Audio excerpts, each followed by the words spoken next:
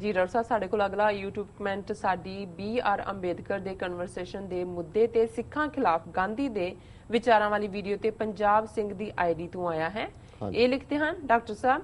ਅਸੀਂ ਉਸ ਸਮੇਂ ਦੀ ਲੀਡਰਸ਼ਿਪ ਜਾਂ ਲੋਕਾਂ ਦੀ ਗੱਲ ਕਰਕੇ ਆਪਣਾ ਗੁੱਸਾ ਠੰਡਾ ਕਰ ਲੈਂਦੇ ਹਾਂ ਕਿ ਗਾਂਧੀ ਨੇ ਇਹ ਕੀਤਾ,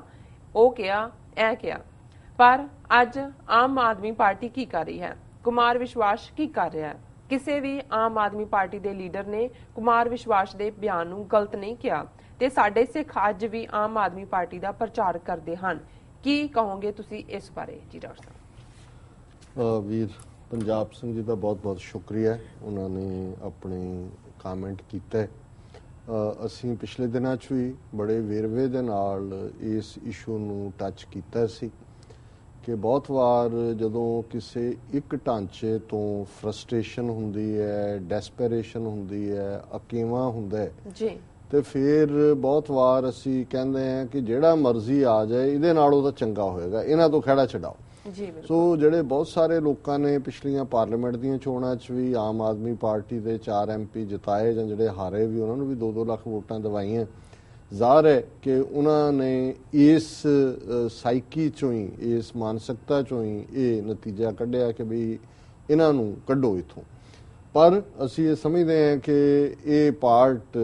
ਅਸੀਂ ਤਾਂ ਰਿਪੀਟਡਲੀ ਔਰ ਸ਼ੁਰੂ 'ਚ ਜਿਹੜੇ ਆਮ ਆਦਮੀ ਪਾਰਟੀ ਦੇ ਝੰਡਾ ਬਰਦਾਰ ਬਣੇ ਅੱਜ ਵੀ ਨੇ, ਸਾਡੇ ਤੇ ਉਹਨਾਂ ਦੀ ਖਾਸ ਰਹਿਮਤ ਰਹਿੰਦੀ ਹੈ ਕਿਉਂਕਿ ਉਹਨਾਂ ਨੂੰ ਲੱਗਦਾ ਹੈ ਕਿ ਜੀ ਇਹਨਾਂ ਨੇ ਇੱਧਰ ਵੀ ਆ ਕੇ ਲੱਤ ਮਾਰਦੇ ਨੇ। ਅਸੀਂ ਪਹਿਲੇ ਦਿਨ ਤੋਂ ਹੀ ਇਸ ਬਾਰੇ, ਭਾਵੇਂ ਇੱਥੇ ਪਹਿਲਾਂ ਮਨਪ੍ਰੀਤ ਬਾਦਲ ਆਇਆ,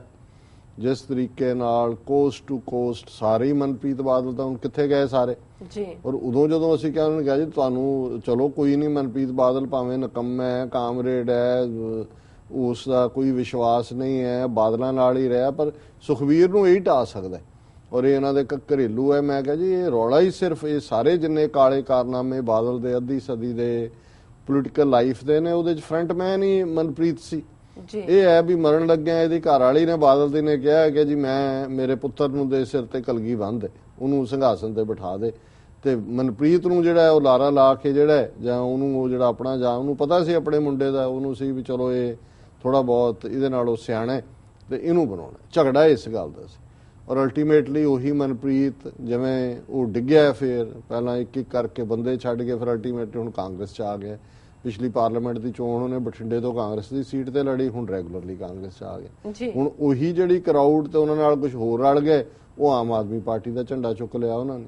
ਸੋ ਅਸੀਂ ਸਮਝਦੇ ਹਾਂ ਵੀ in the end of the ਡੇ ਉਹਨਾਂ ਨੇ ਬਿਲਕੁਲ ਠੀਕ ਕਿਹਾ ਕਿ ਭਾਈ ਅਸੀਂ 47 ਦੌਰ ਦੀ ਲੀਡਰਸ਼ਿਪ ਦੀ ਗੱਲ ਤਾਂ ਕਰਦੇ ਹਾਂ, ਉਹਨਾਂ ਨੂੰ ਕੋਸਦੇ ਹਾਂ, ਰਾਈਟਲੀ ਸੋ, ਲੇਕਿਨ ਜੋ ਕੁਝ ਸਾਡੇ ਸਾਹਮਣੇ ਹੋ ਰਿਹਾ ਵੀ ਸਾਨੂੰ ਨਜ਼ਰ ਨਹੀਂ ਆ ਰਿਹਾ ਵੀ in the end of the day Aam Aadmi party ਦਾ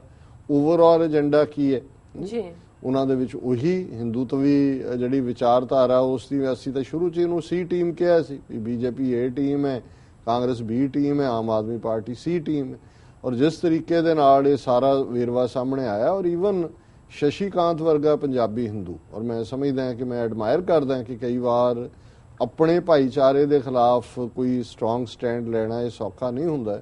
ਜਦੋਂ ਅਰਵਿੰਦ ਕੇਜਰੀਵਾਲ ਨੇ ਦਿੱਲੀ 'ਚ ਐਲਾਨ ਕੀਤਾ ਕਿ ਜੀ ਬਿਜਲੀ ਮੈਂ ਇਸ ਭਾਅ ਤੇ ਦਿਆਂਗਾ, ਪਾਣੀ ਮੈਂ ਇਸ ਭਾਅ ਤੇ ਦਿਆਂਗਾ, ਤੇ ਸ਼ਸ਼ੀ ਕਾਂਤ ਨੇ ਕਿਹਾ ਜਿਹੜੇ ਪੰਜਾਬ, ਔਰ ਇੱਕ ਸਟੇਜ ਸੀ ਕਿ ਸ਼ਸ਼ੀ ਕਾਂਤ ਨੂੰ ਉਹ ਪੰਜਾਬ ਦੇ ਵਿੱਚ ਆਰਗੇਨਾਈਜ਼ਰ ਬਣਾ ਰਿਹਾ ਸੀ ਆਮ ਆਦਮੀ ਪਾਰਟੀ ਦਾ ਕੇਜਰੀਵਾਲ ਜੀ। ਉਹਨੇ ਕਿਹਾ ਜੀ ਉਹ ਜਿਹੜਾ ਕਹਿ ਰਿਹਾ ਵੀ ਮੈਂ ਬਿਜਲੀ ਦਿਆਂਗਾ, ਸਸਤੀ ਪਾਣੀ ਦਿਆਂਗਾ, ਇਹ ਤਾਂ ਪੰਜਾਬ ਦੀ ਬਿਜਲੀ ਪਾਣੀ ਹੈ। ਕਿ ਕੀ ਹੁਣ ਤੱਕ ਆਮ ਆਦਮੀ ਪਾਰਟੀ ਨੇ ਕੋਈ ਦੱਸਿਆ ਕਿ ਵੀ ਪੰਜਾਬ ਦੇ ਬਿਜਲੀ ਪਾਣੀ ਬਾਰੇ ਉਹਨਾਂ ਦਾ ਕੀ ਸਟੈਂਡ ਹੈ ਪਾਣੀ ਬਾਰੇ? ਉਹਨੇ ਕਿਹਾ ਉਹ ਤਾਂ ਜਿਹੜਾ ਹੈਗਾ ਉਹ ਤੋਂ ਵਾਧੂ ਲੈਣ ਨੂੰ ਤਿਆਰ ਨੇ। ਸੋ ਮਤਲਬ ਉਹਨਾਂ ਨੂੰ ਨਜ਼ਰ ਆ ਗਿਆ ਵੀ ਧਾਰਮਿਕਤਾ ਛੱਡੋ ਕਿ ਵੀ ਉਹਨਾਂ ਨੇ ਕੋਈ ਸਾਨੂੰ ਖਾਲਿਸਤਾਨ ਤਾਂ ਦੂਰ ਦੀ ਗੱਲ, ਈਵਨ ਆਟੋਨਮੀ ਦੀ ਗੱਲ ਜਾਂ ਆਨੰਦਪੁਰ ਦੇ ਮਤੇ ਦੀ ਗੱਲ ਜਾਂ ਕਨਸਟੀਟਿਊਸ਼ਨ 'ਚ ਆਰਟੀਕਲ 25 ਬਦਲਣ ਦੀ ਗੱਲ, ਇਹ ਤਾਂ ਛੱਡੋ ਵੀ ਈਵਨ ਜਿਹੜਾ ਇਕਨੋਮਿਕਲ ਫੈਕਟਰ ਹੈ ਉਹਦੇ ਉੱਤੇ ਵੀ ਉਹਦਾ ਸਟੈਂਡ ਤਾਂ ਉਹੀ ਹੈ ਜੋ ਹਰਿਆਣੇ ਦਾ ਹੈ ਜਾਂ ਜੋ ਬਾਕੀ ਜਿਹੜਾ ਸੈਂਟਰ ਦਾ ਰਿਹਾ ਕਿ ਪੰਜਾਬ ਦਾ ਪਾਣੀ ਜਿਹੜਾ ਇਹਨੂੰ ਲੁੱਟੋ, ਮੁਫਤ ਲਿਜਾਓ ਔਰ ਜਿਹੜਾ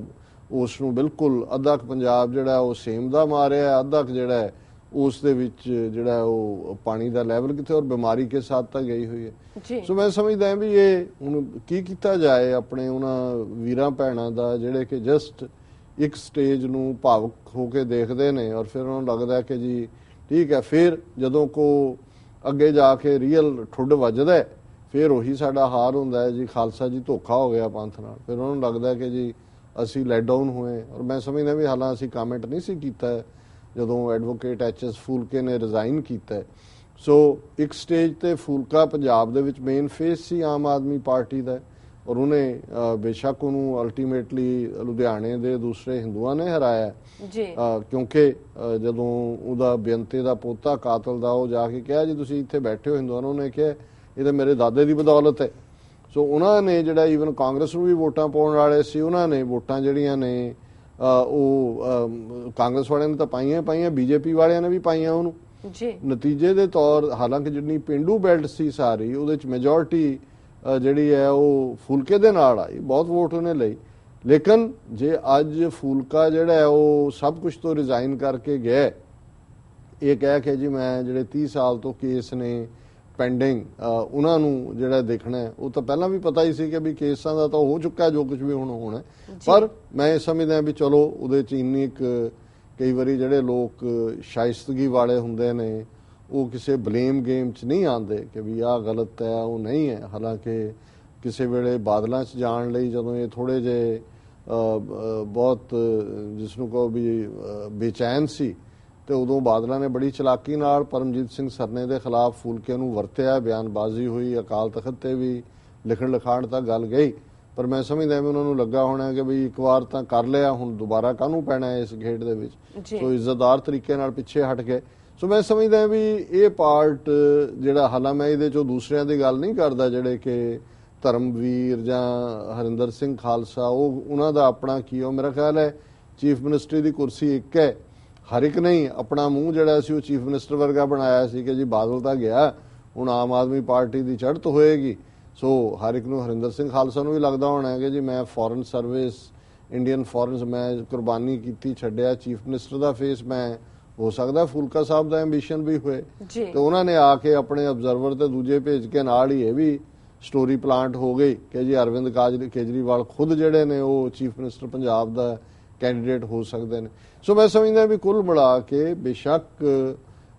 ਇਸ ਬਾਰੇ ਕਿ ਬਾਦਲਾਂ ਦਾ ਜਿਹੜਾ ਟਰੈਕ ਰੈਕਰਡ ਔਰ ਕਾਂਗਰਸ ਦਾ ਹੈ ਉਹ ਬਿਲਕੁਲ